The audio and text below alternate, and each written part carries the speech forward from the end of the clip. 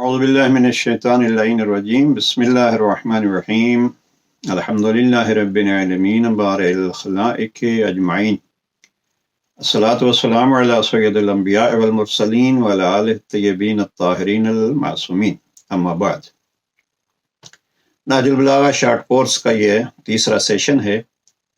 ہم معذرت خواہ ہیں کہ کل کا سیشن بھی 20 منٹ ہو گیا، کوشش کرتے ہیں اس سے مختصر کیا جائے۔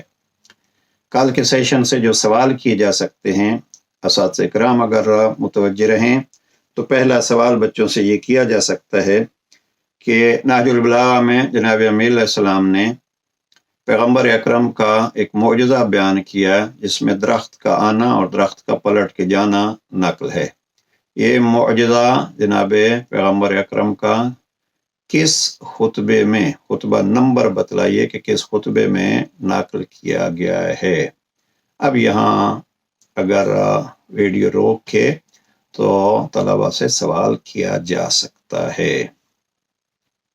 جواب اس کا یہ ہے کہ نہج البلاغہ کا خطبہ نمبر 190 جس خطبے کا نام ہے خطبہ قاسعہ، تو اس خطبہ میں جناب امیر علیہ السلام نے اس معجزے کو بیان کیا ہے۔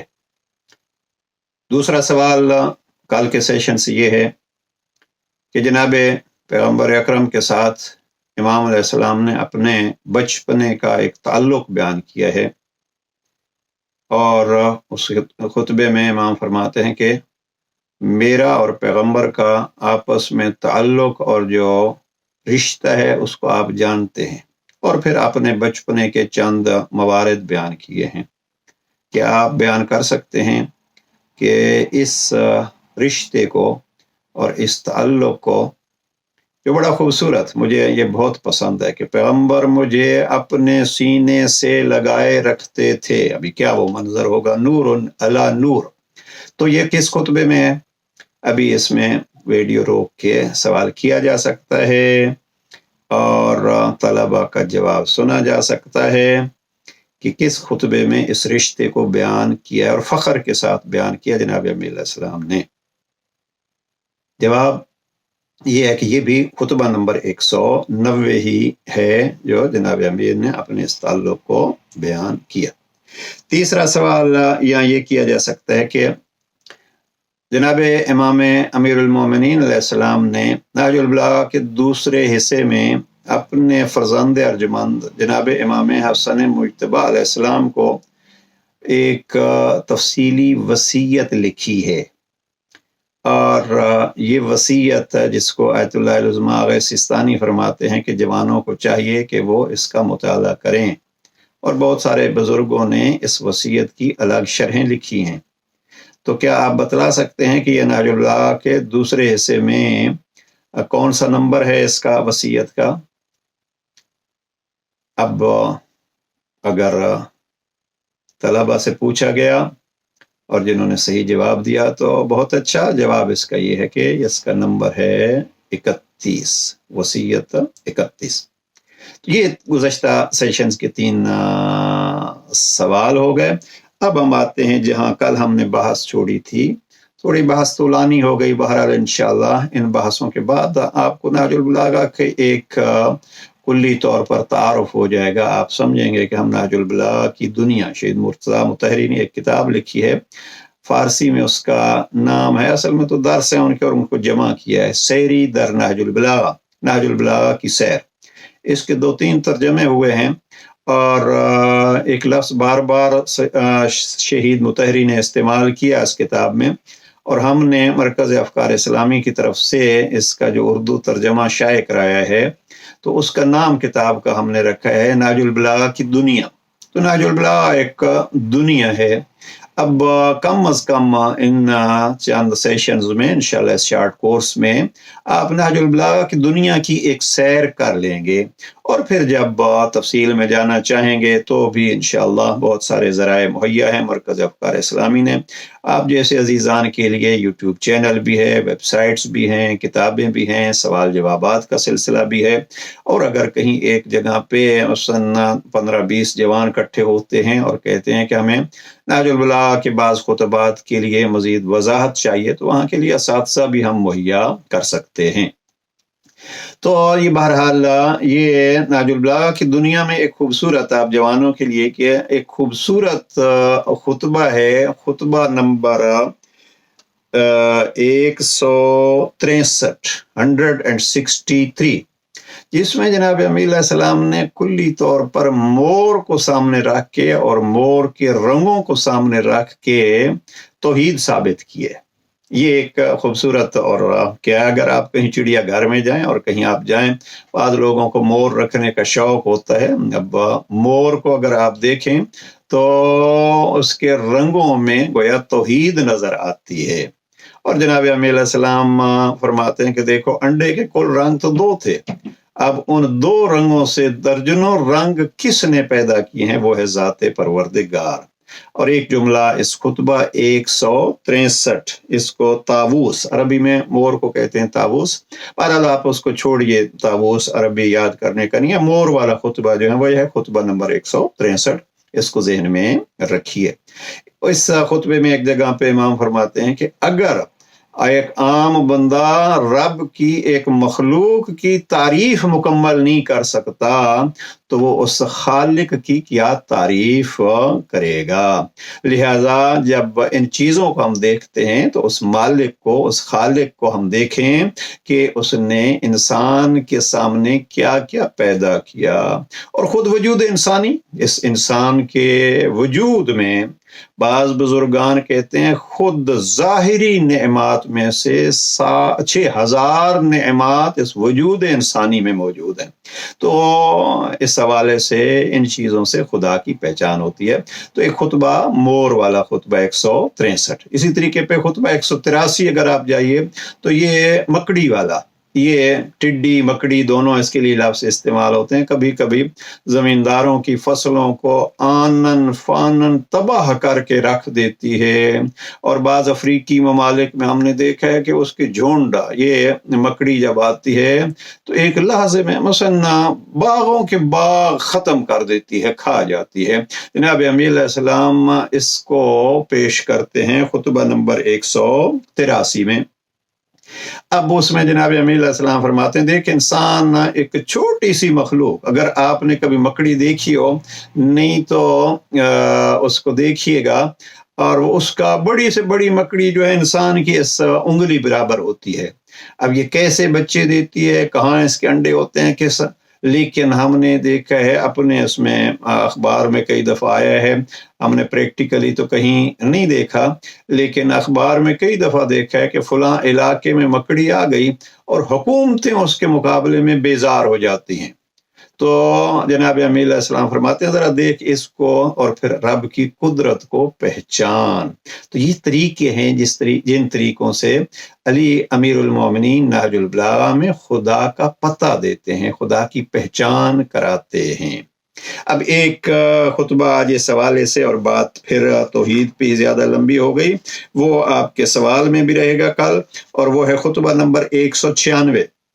مجھے یہ 4 جملے بہت پسند ہیں، بالکل مختصراً آپ عزیزان کی خدمت میں یہ پیش کر رہا ہوں۔ خطبہ نمبر 196 ہے، جناب امیر علیہ السلام نے خطبہ نمبر 196 کے پہلے جملوں میں رب کریم کے متعلق جو ہیں وہ 4 جملے کہے، کیونکہ یہ خطبہ زیادہ تر قرآن مجید کی عظمت کے بارے میں ہے۔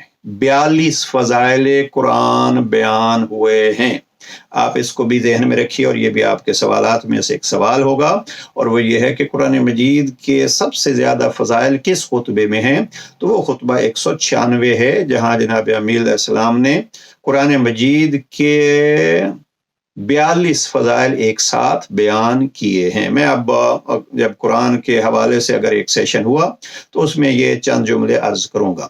پہلے 4 جملے خطبہ 196 کے کیا ہیں؟ جناب امیر علیہ السلام، عربی چھوڑ رہا ہوں، مجھے عربی بہت اس میں پسند ہے یہ لفظ۔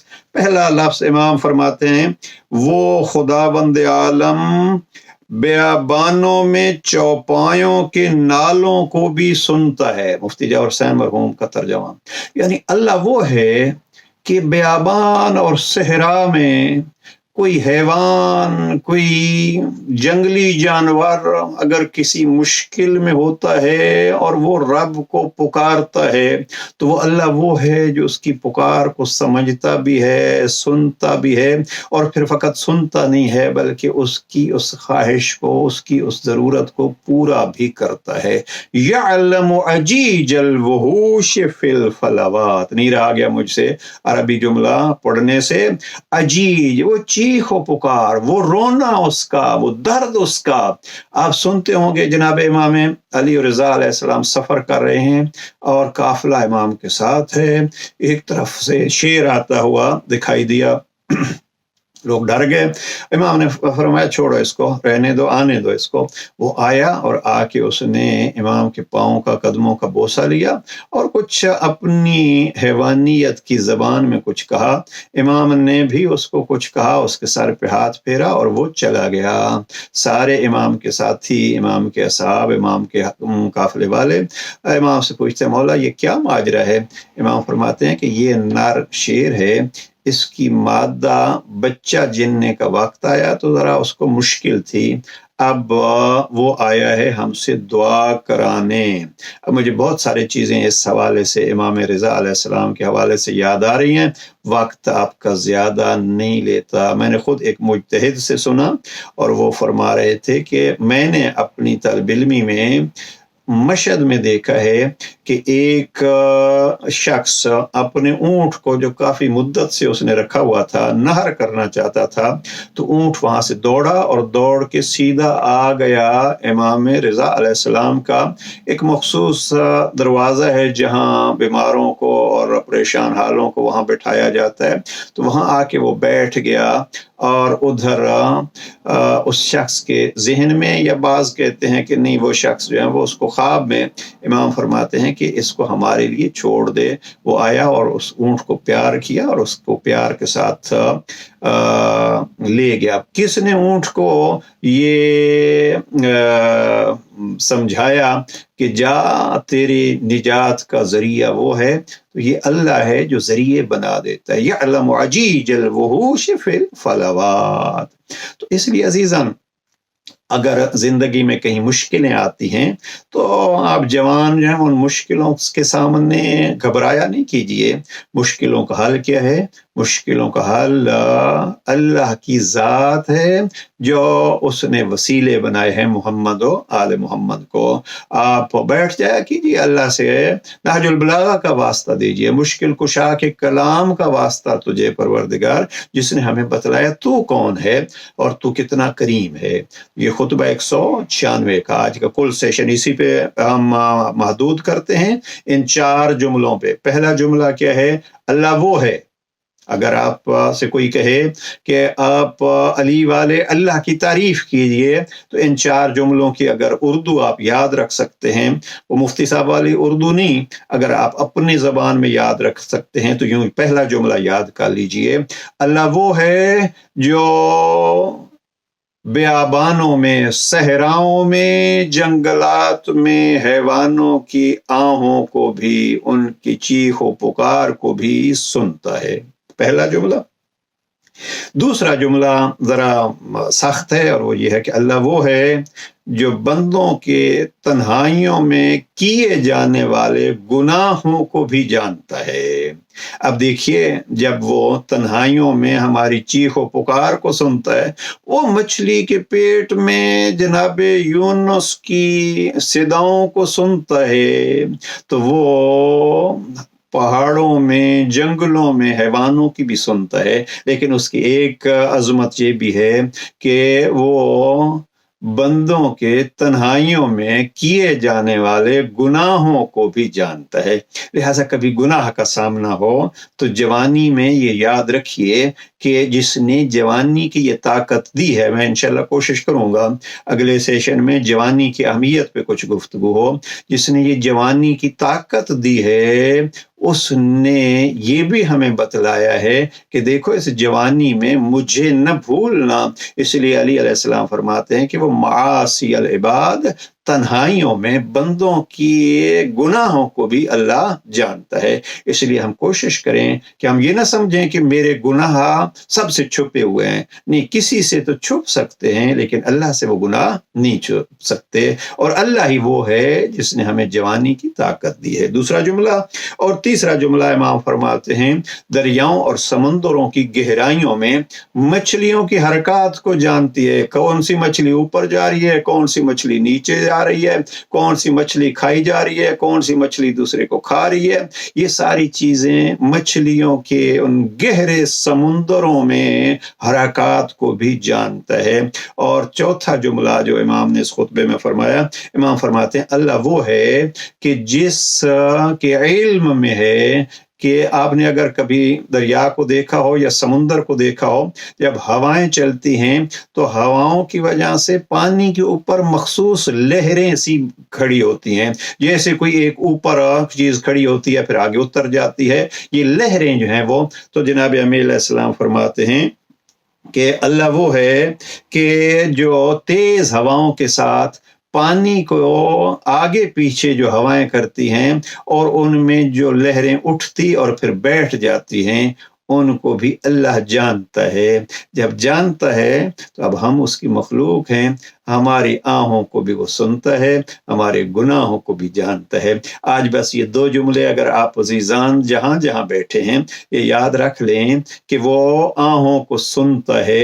तो अब अली अलैहिस्सलाम ने दुआ कुमैल में ये जुमला फरमाया, इलाही व रब्बी मान ली गैरों का असअलुहु अन कश्फ ज़ुर्री, खुदाया सारा कुछ तो तू जानता है, अब मुझे बतला तेरे अलावा मेरा कौन है जिससे मैं अपनी परेशानियों का इजहार करूं। लिहाजा अगर कोई परेशानी हो तो पहले तो ये जहन में रखिए कि फ़कत हम नहीं है कि इस ज़माने में परेशान हैं, बल्कि या मुश्किलात का सामना है, सारी दुनिया इन मुश्किलात से गुजर रही है, लेकिन सहारा हमारा अल्लाह होना चाहिए। और इसी तरीके पे जैसे हमारा परेशानियों का सहारा अल्लाह है, इसलिए इसी तरीके पे हमारे गुनाहों से आगाह वो भी अल्लाह है। लिहाजा जो हो चुके हमसे गुनाह, उसमें एक जुमला याद रखिए और वो भी दुआ कुमैल का जुमला है, और वो है अल्लाह सत्तारुल उयूब है, ऐबों पे पर्दा डालने वाला। जानता है लेकिन इतना करीम है कि दूसरों को नहीं जानने देता, पर्दे डालता रहता है। लिहाजा उस अल्लाह से अपना ताल्लुक कायम कीजिए। खुतबा नंबर 196 के ये 4 जुमलात अगर असातिज़ा साथ हैं तो बच्चों को ये दोहरा दें कि अल्लाह वो जो चौपायों की सदाओं को सुनता है, आहों को सुनता है, इंसान के गुनाहों को जानता है, मछलियों की हरकत को जानता है, पानी पे हवा की वजह से पैदा होने वाली लहरों को जानता है। ये है अली जिसने अल्लाह का पता बतलाया।